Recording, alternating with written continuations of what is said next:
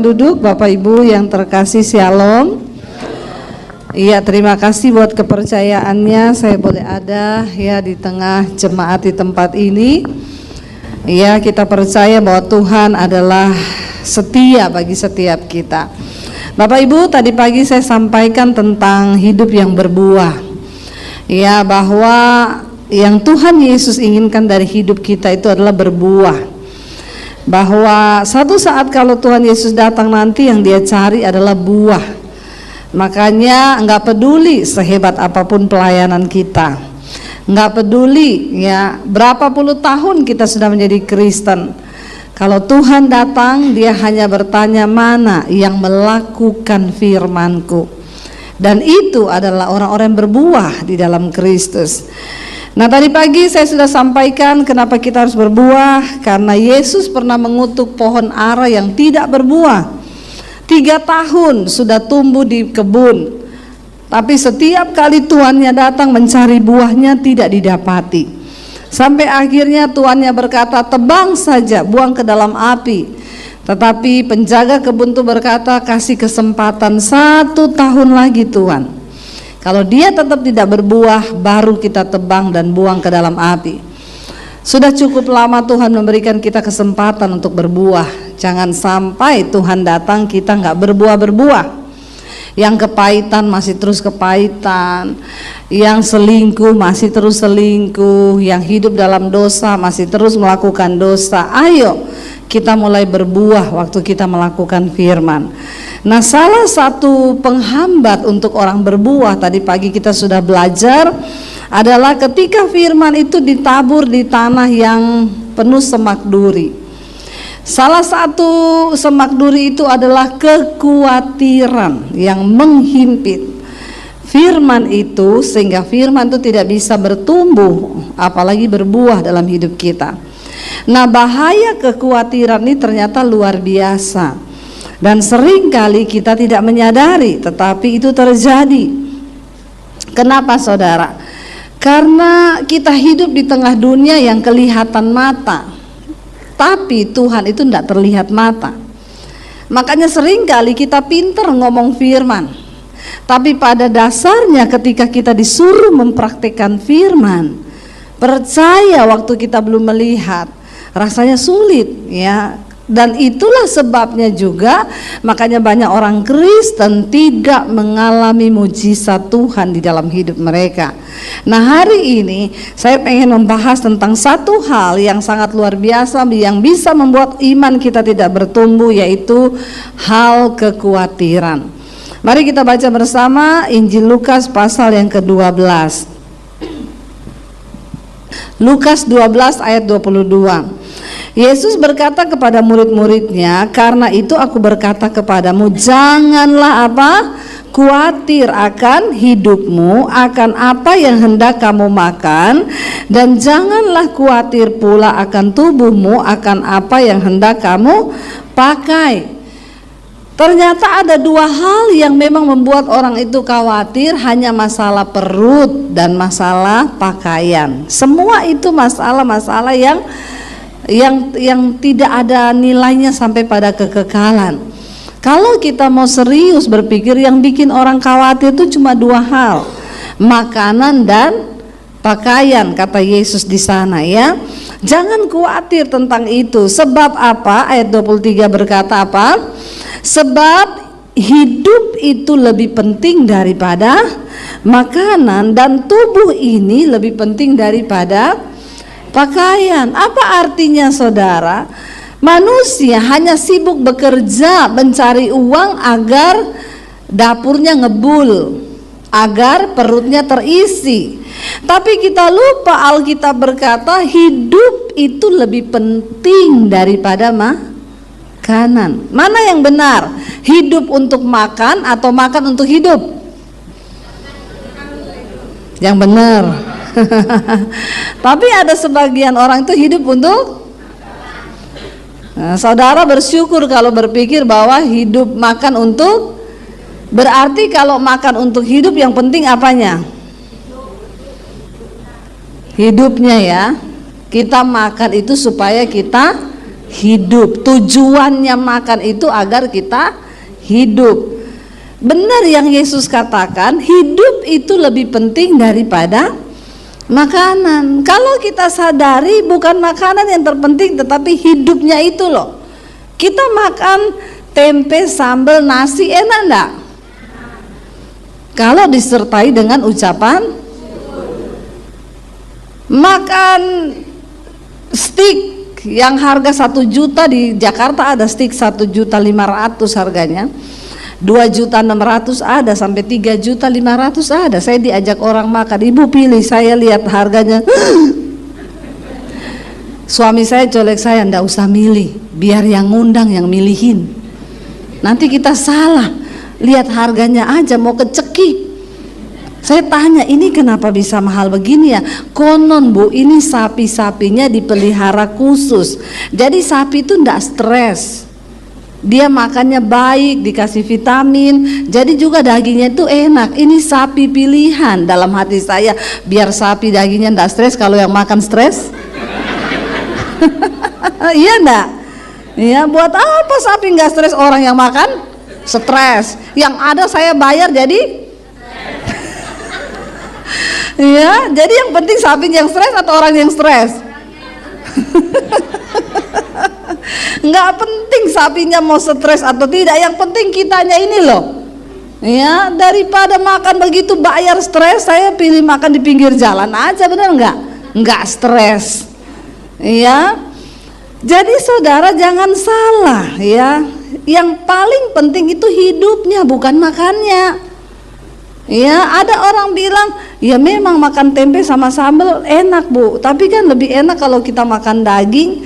Ya, di restoran tuh lebih enak lagi. Jadi bahagia mana, makan tempe sama sambal atau makan daging sama steak di restoran? Bahagia mana? Memang ada yang sudah ditakdirkan tempe sama sambal memang ya. Yang jawab ini memang sudah ditakdirkan, Anda harus makan tempe sama sambal. Ya.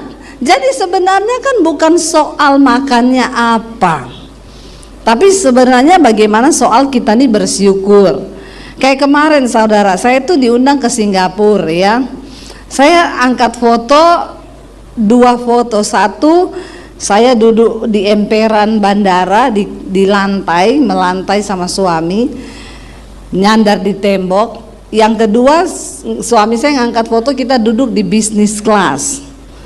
Jadi orang tuh semua pada bingung, loh Bu Debbie naiknya bisnis kelas kok duduknya di emperan di lantai. Saya bilang itu bukan pencitraan.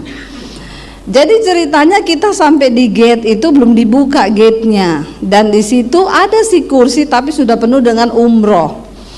Kaki saya ini udah mau meledak karena Singapura itu perjalanan bandaranya kan jauh, kita lari, apalagi kalau sudah mau dibilang tinggal 15 menit lagi sudah boarding. Kita lari jauh jalan, kaki saya itu udah kenyut sampai di situ nggak ada tempat duduk. Saya dan suami lihat, enak duduk di lantai nih. Ya, lalu suami saya udah duduk di lantai, saya ikut. Ada teman saya satu di situ, dia bilang, Bu, ibu jangan duduk di situ. Saya bilang, kenapa? Ibu public figure. Nanti kalau ada jemaat lewat, lihat ibu di situ, dia mau bilang apa? Saya bilang, peduli amat. Kaki saya udah mau meledak. Biar orang bilang apa, saya mau duduk di situ. Jadi saya ikut suami saya duduk sambil selonjoran di lantai. Bener aja ada orang lewat, Ibu Debbie Basir ya. Saya bilang, iya Bu, Ibu saya mau minta foto ya. Tapi satu syaratnya, kalau Ibu mau minta foto sama saya, Ibu ikut ngemper sama saya di bawah. Karena saya nggak mau berdiri, kaki saya udah sakit. Oke Bu, jadi dia duduk di bawah. Nah persoalannya kan bukan kita duduk di bisnis kelas atau lagi ngemper di bawah. Ya, persoalannya hati kita nih ada ucapan syukur enggak? Sama dengan makanan.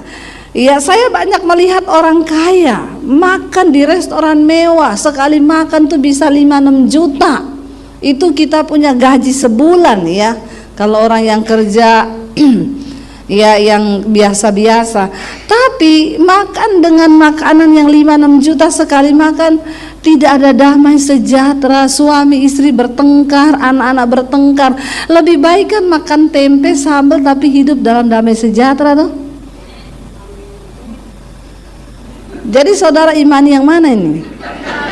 Balik lagi tempe sama sambal. Memang orang Pasuruan ya. Nomor 1 tempe is the best memang ya. Iya, jadi maknanya Yesus ini lagi menjelaskan. Kenapa engkau khawatir? Karena engkau salah menilai. Engkau pikir makanan itu lebih penting daripada hidup. Yang Tuhan nilai adalah cara hidup kita, bukan cara makan kita. Yesus bilang, Alkitab bilang, makan itu dimakan turun ke perut, lari ke jamban.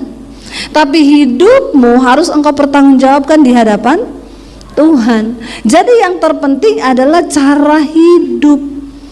Ya, kalau makan tuh gampang, apalagi kayak kita masih daerah begini, ada halaman di belakang tanam daun singkong, daun pepaya. Mau makan tinggal rebus daun singkong bikin sambel, toh? Enak gak itu? Enak. Saya ya seneng kayak begitu. Iya, itu lebih enak. Artinya apa? Sebenarnya kan gak ada alasan untuk kita khawatir kalau hidup kita ini benar dalam Tuhan. Masalahnya orang jadi khawatir karena dia pikir apa yang mau dia makan. Lalu Yesus bilang, bukankah tubuh lebih penting daripada pakaian? Tapi kalau mau sok iya ikut orang, ya beli baju, satu baju 1,5 juta, di Jakarta banyak baju 2,5 juta satu baju. Ya saya sih dikasih ya, saya nggak beli, cuma kalau lihat harganya aja. Ya, kalau mau ikut yang begitu ya stres hidup kita. Makanya banyak kekhawatiran. Ya, lihat orang pakai ini kita juga mau pakai yang begitu, orang begini kita juga mau gitu. Yesus bilang yang terpenting itu tubuh daripada pakaian. Artinya apa? Tubuhmu itu bait Allah. Satu saat waktu kita mati, Tuhan tidak tanya merek pakaianmu apa. Yang dia tanya, selama engkau hidup, tubuhmu itu engkau pakai buat apa?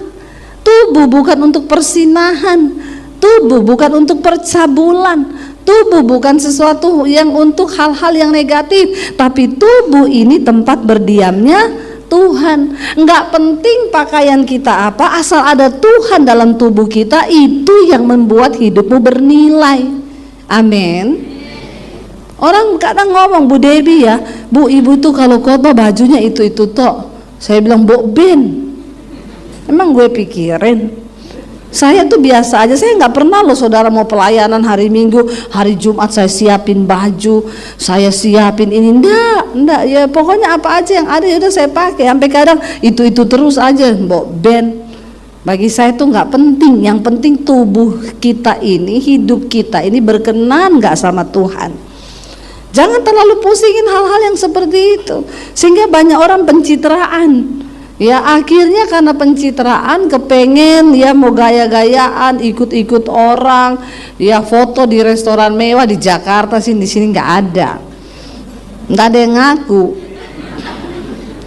Ya akhirnya biasanya orang-orang yang kena kekhawatiran itu apa? Orang yang sombong, orang yang tinggi hati, orang yang suka iri hati.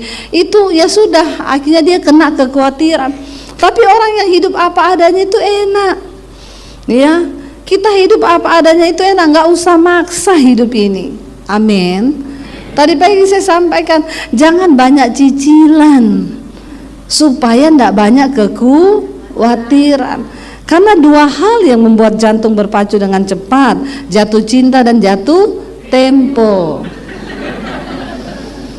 Ya kalau banyak jatuh tempo, ya itu jantungnya deg-degan. Aduh udah mau tanggal jatuh tempo.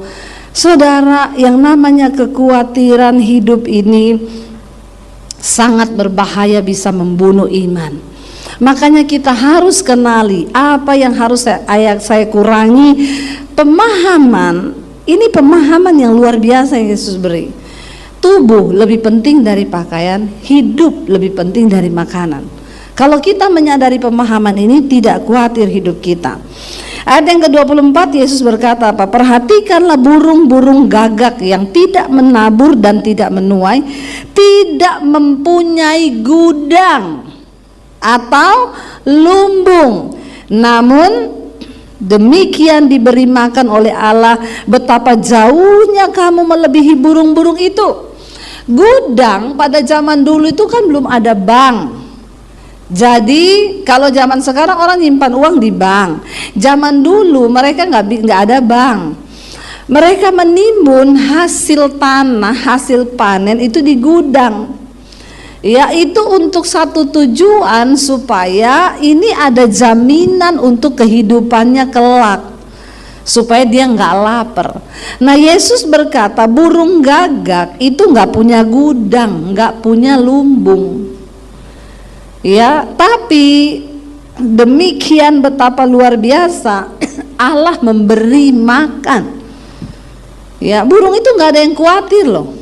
Pernah enggak saudara lihat burung merenung di pohon begini ya? Atau saudara pernah lihat monyet ketek itu loh, ketek merenung. Ada sih fotonya ketek merenung, katanya gini, susah jadi manusia, mending jadi ketek. Ya, mereka nggak pernah khawatir. Burung itu nggak ada lumbung, dia nggak nyimpen makanan, bahkan besok aja dia nggak tahu mau makan apa, tapi dia nggak khawatir. Tuhan suruh kita belajar dari burung yang tidak pernah khawatir. Ya, dia mau ada makanan dia tahu pokoknya besok itu pasti dia makan. Ajaib ya, makanya saya tuh kalau lihat burung-burung terbang tuh, ini burung ya. Yes, kenapa Tuhan tuh suruh kita belajar dari burung? Ya, kalau pagi itu saya bangun di rumah suka lihat ada burung terbang dari pohon ke pohon. Ya, saya pikir dia tuh makan apa ya? Kok yo hidup loh. Makanya Alkitab mencatat, Yesus bilang belajar dari burung-burung itu. Betapa kamu itu jauh lebih bernilai di mata Tuhan daripada burung-burung itu. Asal kita mengerti makna hidup yang sesungguhnya, bahwa tubuh lebih penting dari makanan, tubuh lebih penting dari pakaian, hidup lebih penting daripada makanan. Ayat 25, siapakah di antara kamu yang karena kekhawatirannya dapat menambahkan sehasta pada jalan hidupnya? Siapa nih yang khawatir? Aduh, saya khawatir bagaimana ya masa depanku, bagaimana tiba-tiba ting saldomu bertambah? Ada di sini yang karena khawatir terus kita dapat untung gitu? Enggak ada kan? Khawatir tidak menambah apa-apa, malah membawa sesuatu yang negatif dalam hidup kita. Saudara, kalau saya bicara ada orang tuh WA ke saya gini, Bu Debbie, saya tuh dengar khotbah ibu, mungkin dia dengarnya yang akhir-akhir ini kali. Saya banyak bersaksi tentang mujizat Tuhan. Dia kayaknya subscriber baru. Dia nggak ngikuti khotbah saya dari awal-awal bagaimana penderitaan saya. Saya dengar khotbah ibu itu kayaknya enak banget ya, ibu ngalami mujizat begini ya Bu. Bu, saya cuma mau bilang sama ibu, hidup itu keras Bu. Di luar sana itu hidup itu pahit Bu. Saya balas, seberapa pahit hidupmu? Ceritakan sama saya.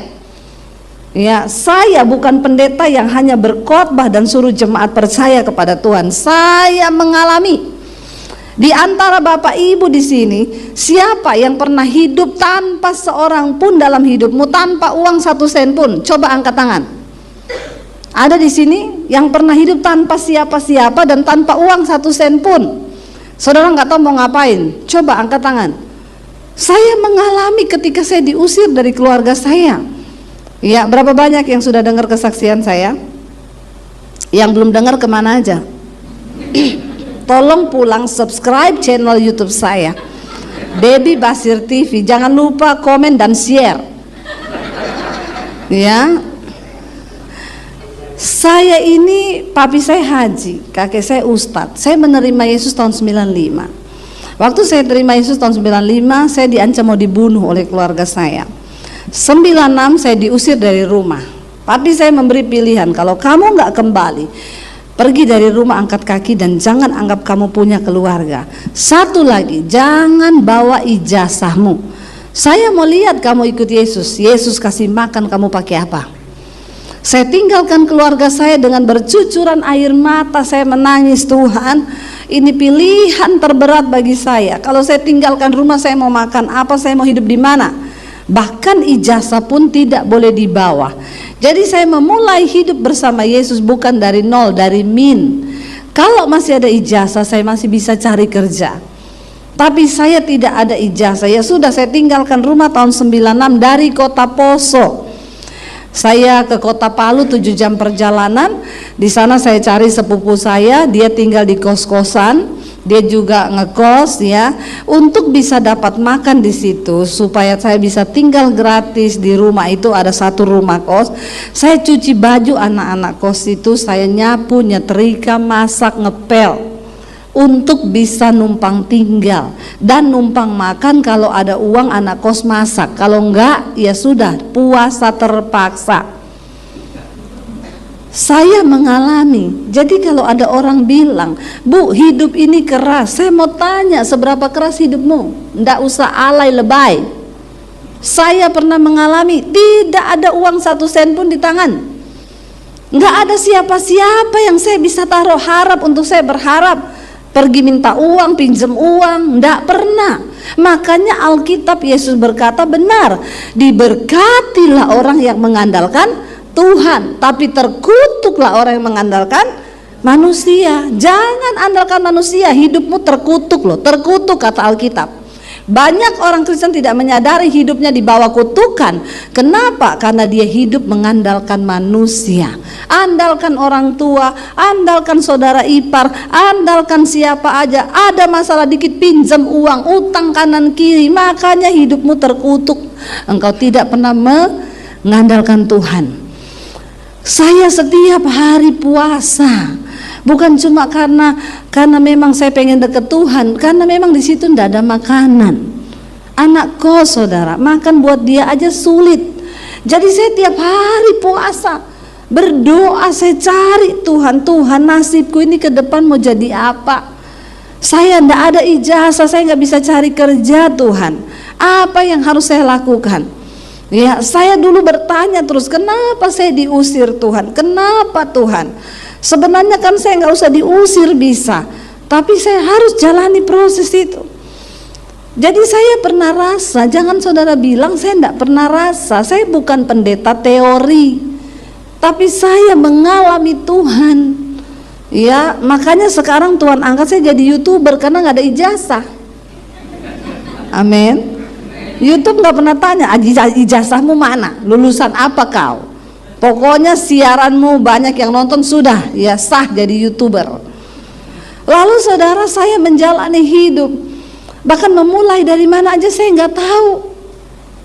Setiap hari saya cari Tuhan. Pernah satu kali saya ambil doa puasa, Tuhan hidupku itu mau Engkau bawa kemana Tuhan?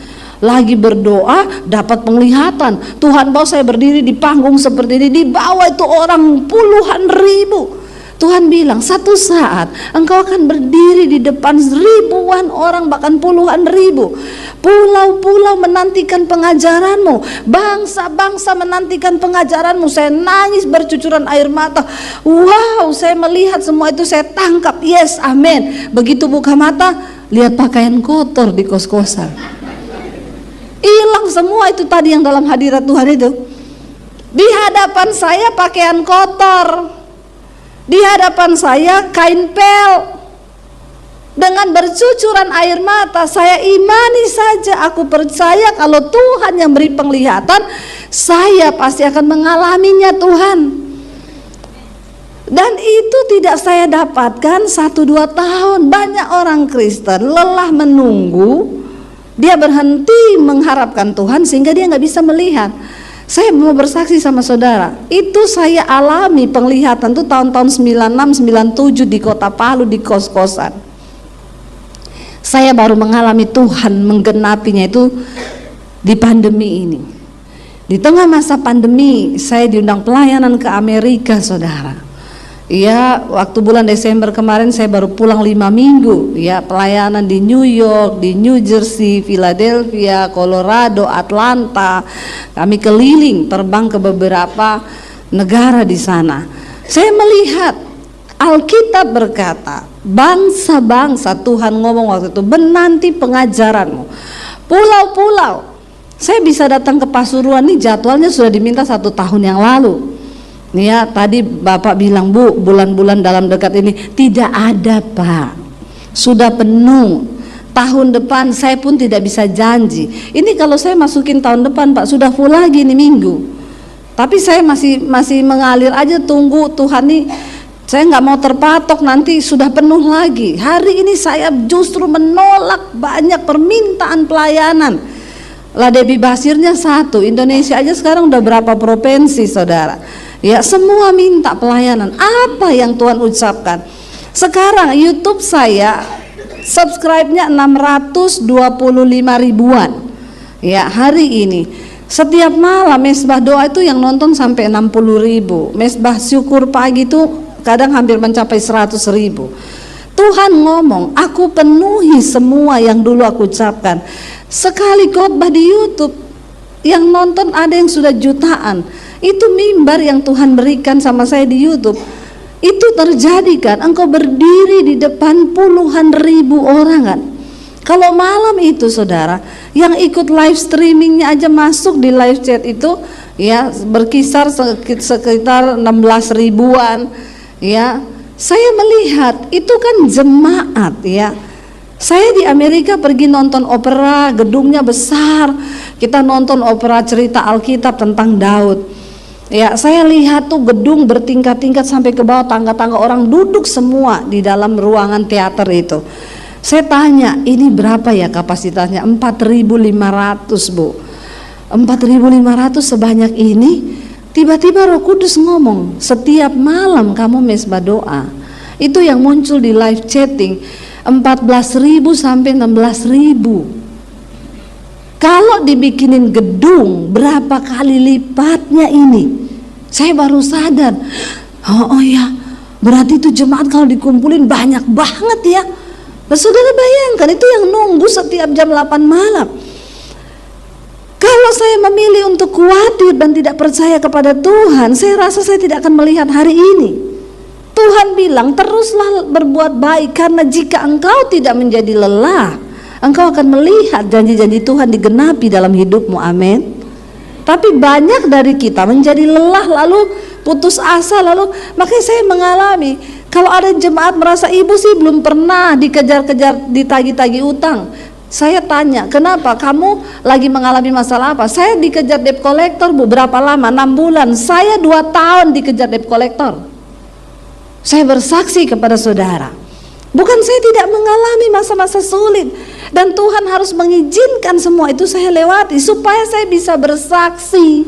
Karena Tuhan tahu banyak jemaat yang alay lebay. Ya, saya pernah mengalami itu. Saya tidak pinjam uang ke orang, saya nggak cari di mana-mana, saya berlutut di kaki Tuhan. Dan mujizat terjadi bukan hanya bagi hamba Tuhan, bagi orang yang percaya kepada Tuhan. Katakan amin. Nggak ada yang mustahil.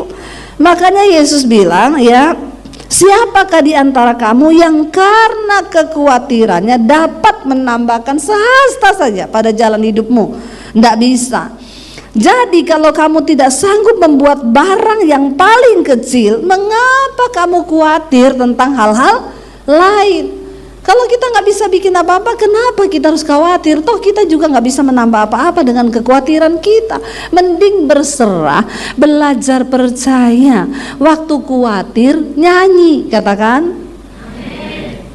nyanyi aja. Kalau khawatir, mulai iblis ngomong, oh nanti kamu begini, kita khawatir kan? Nyanyi memuji Tuhan, saudara. Firman-Mu berkata kau besertaku. Iblis bilang, menghibur diri. Terus, maka kuat roh dan jiwaku. Setan bilang, terus hibur diri. Tangan-Mu Tuhan selalu ku nantikan. Lawan iblis dengan firman Tuhan supaya dia lari daripadamu. Kuat-kuatan iman, ayo saudara. Tuhan tidak terlihat, tapi dia nyata bagi setiap orang yang mau percaya. Makanya dia ulangi terus kepada bangsa Israel, aku Allah yang memanggil engkau adalah Allah yang hidup. bukan Allah yang mati. Tuhanmu itu hidup loh. Amin. Bilang kanan kirimu, Tuhanmu itu hidup loh. Yakinkan Tuhanmu itu hidup loh.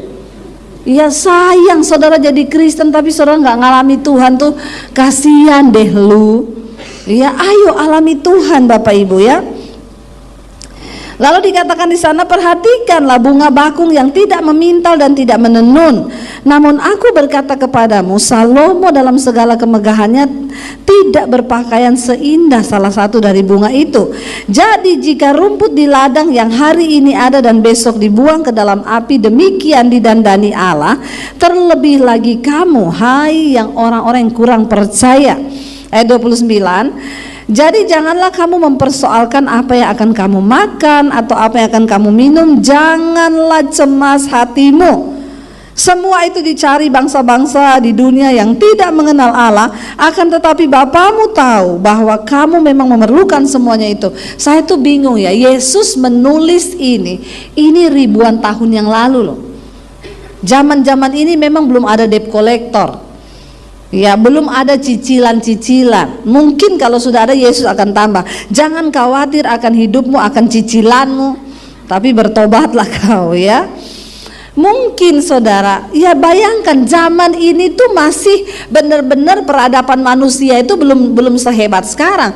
Itu aja sudah ada yang khawatir loh. Saya tuh bayangkan ya, zaman Yesus aja ternyata banyak orang yang sudah khawatir. Berarti memang kekhawatiran ini roh yang menghimpit manusia. Ya, Yesus berkata di sana, jangan kamu persoalkan apa yang kamu makan, minum, jangan cemas. Semua itu dicari bangsa-bangsa di dunia yang tidak mengenal Allah. Orang yang khawatir itu disamakan dengan orang yang tidak mengenal Allah. Kalau engkau mengenal Allah, engkau tidak akan khawatir. Akan tetapi Bapamu tahu bahwa kamu memang memerlukan semuanya itu. Bapa kita, Bapa yang tahu. Tetapi ini kuncinya supaya kita tidak khawatir. Ayat 31 berkata apa? Tetapi carilah kerajaannya, maka semuanya itu akan ditambahkan juga kepadamu. Jadi yang terpenting di hidup ini, cari kerajaan Allah. Apa itu kerajaan Allah? Roma 14 ayat 17. Kerajaan Allah itu bukan makanan, bukan minuman, tapi kebenaran, damai sejahtera, dan sukacita oleh Roh Kudus. Itu yang harus kita cari. Kejar kebenaran supaya hidupmu ada damai. Orang yang paling bahagia di dunia ini bukan orang kaya, tapi orang yang hidup di dalam kebenaran. Pasti ada damai sejahtera. Apa yang dicari manusia di dunia ini? Damai sejahtera, sukacita. Ya, buat apa orang kaya raya tapi nggak ada damai, nggak ada sukacita? Ya, tapi yang Yesus maksudkan, cari itu, kebenaran, damai sejahtera, dan sukacita. Carilah kerajaannya, maka semuanya itu akan ditambahkan. Ayat 232 berkata, janganlah takut, hai kamu kawanan kecil, karena Bapamu telah berkenan memberikan kamu kerajaan itu. Kita sudah menerima kerajaan Allah itu, tapi kita mau nggak tinggal di dalamnya, di dalam kebenaran, maka ada damai sejahtera dan sukacita. Itu pilihan ada di tanganmu. Ayat 33 Yesus itu berkata begini saudara, jualah segala milikmu dan berikanlah sedekah. Buatlah bagimu pundi-pundi yang tidak dapat menjadi tua, suatu harta di sorga yang tidak akan habis, yang tidak dapat didekati pencuri, dan yang tidak dirusakkan ngengat. Kunci agar orang itu tidak khawatir, banyak-banyaklah menabur, bersedekah. Siapa di sini yang punya komitmen bersedekah? Angkat tangan coba yang suka bersedekah. Enggak ada, buka kolam baptisan. Kita baptis ulang rendam 20 menit ini. Biar buka mata langsung di rumah Bapa di sorga. Saudara, tidak semua berkat yang ada di tanganmu itu adalah milikmu. Di situ ada bagian orang miskin. Dan cara untuk engkau bisa mengalami pemeliharaan Tuhan, berkat keuangan, adalah dengan engkau menabur. Satu hal yang saya syukuri, saya ini bukan mau sombong, tapi saya belajar melakukan firman. Saya tahu kunci dari diberkati Tuhan itu menabur. Jadi kami ini hidup tidak berkelimpahan dari dulu, tapi pas-pas, selalu pas. Pas mau beli ini pas ada. Ya, uangnya itu pas. Ya. Tapi saya sering kali mengalami tinggal punya uang itu, ada orang datang pinjem uang. Tapi kita harus tepat memberi. Kalau saudara salah memberi, engkau tidak menuai. Lihat orang yang akan ditabur. Saya berapa kali mengalami itu. Tuhan suruh saya menabur. Waduh, dalam jumlah yang tidak sedikit. Padahal uang saya itu pas-pasan. Sampai saya kadang tanya Tuhan, orang-orang kaya pada kemana tuh Tuhan? Kenapa engkau suruh saya yang menabur? Tapi Tuhan bilang taat. Saya pernah dulu tinggal punya uang 50.000 20 tahun yang lalu ketika kami menikah di Solo. Anak saya masih bayi, besok susunya habis. Uang saya tinggal 50.000. Ada orang malam-malam datang pinjam 50.000. Kalau saudara kasih enggak? Jam 10 malam dia datang. Penjual soto dekat gereja kami. Dia bukan orang Kristen. Dia datang pinjam ke rumah kami. Anaknya mau dibawa ke puskesmas, uangnya kurang. Suami saya tanya, pinjamnya berapa Pak? 50.000. Suami saya masuk, ada Pak ini pinjam uang berapa? 50.000. Aduh, kok yo pas tuh pinjamnya. Kita tinggal punya uang 50, kenapa dia pinjam 50? 25 biar bagi 2. Iya enggak saudara? Ya, suami saya bilang, aku terserah kamu. Kalau kamu bilang kasih, tak kasih. Terserah kamu, kan imanmu itu yang lebih bisa nangkep. Wah, dia sudah bilang gitu, ini juga beban buat saya. Saya bilang iya, terus besok nggak ada mujizat. Dia salahin saya, tuh kan kamu salah perhitungan. Karena laki-laki itu kan selalu pakai logika. Saya bilang, bentar ya. Saya tanya Tuhan, ini dikasih apa enggak? Tiba-tiba ayat itu berbicara, kesusahan sehari cukup untuk sehari, besok itu ada kesusahannya sendiri. Aduh, berarti Tuhan suruh kasih nih. Saya bilang sama suami, udah kasih aja, dia lebih penting anaknya, kalau nggak ditolong mati loh. Kita ini besok anak nggak ada susu masih bisa lah dikasih air tajin, kasih gula sudah enak itu. Lalu dikasih sama suami saya, ya sudah, besok kita hidup, ya terserah aja lah bagaimana Tuhan. Ya benar, besok itu suami saya ada pelayanan. Saya nggak tahu, tiba-tiba tuh saya mau ikut. Saya bilang saya ikut ya, daripada di rumah nggak punya uang, melongo gigit jari, ya sudah ikut aja pelayanan, lumayan makan gratis. Lalu ketika saya lagi duduk di ruangan itu, ada pengusaha masuk, saudara. Memang orang bapak ini orang kaya di Solo. Waktu saya lihat dia, ada suara di hati yang bilang gini, nanti bapak itu akan memberkati kamu. Langsung saya tengking, dalam nama Yesus, dasar mata duitan. Begitu lihat orang kaya, langsung ada suara hati yang berkata, muka langsung berubah jadi celengan babi. Terkutuklah orang yang mengandalkan manusia. Saya tengking langsung tuh suara, tapi suara itu muncul terus. Lalu saya bilang ini, Tuhan, kalau memang ini dari Tuhan, pasti terjadi. Selesai ibadah makan-makan, sudah makan-makan, bapak itu nggak deket-deketin saya. Saya bilang berarti ini memang suara hati mata duitan, nggak usah digubris. Jangan datangi bapak itu terus bilang, Bapak, Tuhan berbicara. Bapak tatap mata saya, Tuhan bilang Bapak harus memberkati saya. Kan banyak kan yang begitu-begitu, bawa nama Tuhan berlu buat, lu buat-buat. Ya, ndak usah berlu buat-buat ya. Saya tunggu aja saudara. Selesai semua doa penutup, sudah pulang. Di tangga mau turun, saya salaman sama bapak itu.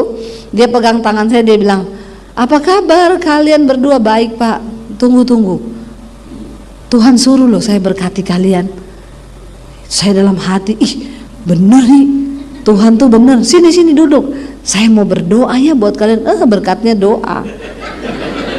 Haleluya, puji Tuhan 12 kali. Doa juga berkat. Ya udah kita duduk didoakan sama dia gini bla bla bla. Habis itu ya sudah Pak, terima kasih, kami pulang dulu. Tunggu. Tuhan suruh loh saya, semua yang ada di dompet saya suruh kasih sama kalian. Beneran Pak? Terus Bapak pulang naik apa? Ongkosnya kalau Bapak kasih semua sama saya bawa sopir. Kalau nggak ada saya pinjemin 50.000 Pak. Dia ambil dompetnya saudara, saya ingat waktu itu 750.000. 20 tahun yang lalu saya pinjemin bapaknya itu 50.000 kan, yang tukang soto.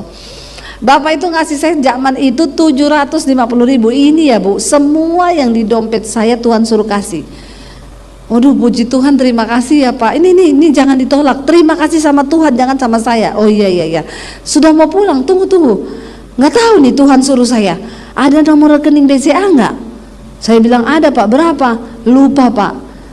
Rekening jangan dilupa saudara, tolong dihafal supaya jangan terhalang berkatmu.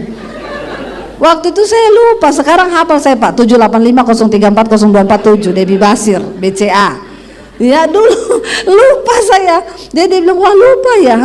Ya udah besok pagi aja ya kirim. Tapi kan kita percaya kalau itu berkat Tuhan, dia nggak berubah kan. Ya udah saya kirim. Jam 8 pagi dia bilang ya iya, tunggu jam 8. Jangan jam 5 sudah di WA. Terlalu bersemangat. Berkat Tuhan tidak usah direkayasa. Kirim, dia bilang jam 8, kirim jam 8. Tidak usah ditanya lagi, Pak sudah transfer belum ya? Nih banyak orang Kristen kayak begitu tuh. Ya. Akhirnya jam 8 saya kirim, Pak ini nomor rekening BCA saya. Oh iya, jam 10 dia telepon. Ibu lagi di mana? Lagi di rumah sama suami. Bisa ke bank BCA sini enggak? Kebetulan dekat rumah. Bisa Pak. Saya mau kasih tunai aja. Ada yang mau saya sampaikan. Kita datang, dia kasih amplop coklat. Bu, ini Tuhan loh yang suruh loh. Saya nggak tahu kenapa, tapi saya baru kali ini kayak gini. Jadi terima kasih ya sama Tuhan. Tuhan tuh mengasihi kalian banget. Ini ada uang 10 juta. 20 tahun yang lalu 10 juta. Ini jemaat responnya lambat banget ya, nggak ada yang tepuk tangan, nggak ada yang bilang wow. Tolong agak-agak respon biar hidup ini gereja. Amin. Saya bayangkan kalau pendeta yang khotbah di sini ke aku sudah mati gaya dia. Soalnya jemaatnya juga mati gaya. Tolong kalau ada pendeta khotbah ngomong agak ini, saudara langsung amin, yes gitu ya. Jadi hidup gereja ya. Akhirnya saudara, ya udah dia bilang ini ada uang 10 juta loh. 20 tahun yang lalu tuh banyak sekali. Jadi total dia itu sudah mulai ada amin, bagus nih. Siapa yang bilang amin tadi? Ambil sepeda di bawah. Sepedanya siapa aja ambil aja pokoknya itu ya. Jadi saudara, ya 10.750.000. Saya yakin ya kalau hari itu saya nggak peka, saya nggak kasih uang 50.000 itu, kita pasti nggak lihat mujizat itu. Iya kan? Jadi suami saya imannya semakin bertambah. Ih bener ya saya.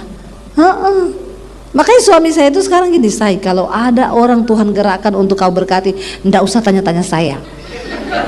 Kasih saja. Dia tahu istrinya ini, Alkitab bilang kan istri yang takut Tuhan itu suaminya nggak kekurangan keuntungan, karena istrinya takut akan Tuhan. Tapi kalau istrinya nggak takut Tuhan, suaminya kurang terus keuntungannya, malah duitnya hilang terus. Kenapa? Dia bilang karena saya nikah sama istri yang pintar cari uang Bu. Uang saya dicari semua, di dompet ketemu, di celana ketemu, di rak buku ketemu. Wah susah dapat istri yang pintar cari uang. Saudara, saya melihat ini ketika kami masih susah dulu loh. Tapi jangan pulang dari sini saudara langsung, siapa yang mau pinjam 50.000? Siapa? Tak kasih ini loh, supaya aku dapat mujizat. Tuhan itu melihat sikap hati. Saya tadi pagi bersaksi, kami mau jual rumah di tengah masa pandemi karena tidak ada harapan hidup. Pelayanan semua cancel. Kami nggak dapat gaji dari gereja setiap bulan. Kami hanya berharap dari Tuhan. Di tengah masa pandemi kami harusnya jual rumah Jakarta mau pulang Solo, nggak jadi. Saya malah beli rumah lagi di Jakarta. Saya bangun studio DBTV di tengah masa pandemi. Ya, sudah hidup imannya ini. Sudah hidup ya. Jangan pendeta lain datang minggu depan mati lagi. Tetap hidup. Pendeta itu semangat kalau saudara amin, yes, dia ngomong apa amin. Ya, jangan bikin pendeta mati gaya. Dia udah khotbah saudara, apalagi pakai masker, saya nggak tahu saudara itu ketawa atau marah atau senyum. Ya, jadi tolong beri respon yang baik. Ya, kami harusnya jual rumah, nggak jadi. Saya beli rumah, saya bangun studio DBTV di tengah masa pandemi. Bukan hanya itu, di tengah masa pandemi Tuhan izinkan kami bangun puluhan gereja di desa-desa. Wow saudara, Tuhan dahsyat luar biasa. Ya, hari ini kami sedang bangun sekolah misi di Bandungan, Semarang. Kami punya kerinduan untuk sekolahkan orang-orang dari desa yang mau jadi pendeta. Mereka masuk sekolah gratis, lalu mereka pulang kembali ke desanya. Satu kerinduan yang Tuhan taruh di hati saya, supaya Indonesia dimenangkan bagi Tuhan, supaya Indonesia diselamatkan bagi Tuhan. Saya undang para imam musik. Kalau ini kayaknya tepuk tangannya pengen cepat selesai, makanya kenceng banget ya, dalam hatinya udah habis waktu nih Bu. Silakan imam musik maju ke depan. Saudara, jangan pernah ragukan Tuhan. Mari hari-hari ini banyak menabur. Kalau saudara mau melihat diberkati Tuhan, ya sesuai takaran. Kalau Tuhan gerakkan, jangan ngeraskan hati. Saya sudah melihat Alkitab berkata, hanya orang yang menabur yang akan menuai. Seberat apapun tahun 2023, Tuhan berkata, walaupun dunia memprediksi ini tahun kegelapan, tahun apa, bagi orang-orang yang percaya kepada Tuhan, dia akan melihat bahwa Tuhan akan membela. Engkau akan melihat, saya sudah mengalami, saya tidak berteori, saya mengalami. Kita naikkan pujian bersamamu Bapa, kami lewati semua. Engkau ada bersamaku di setiap musim hidup kami. Kita percaya saudara, Tuhan gak pernah tinggalkan kita.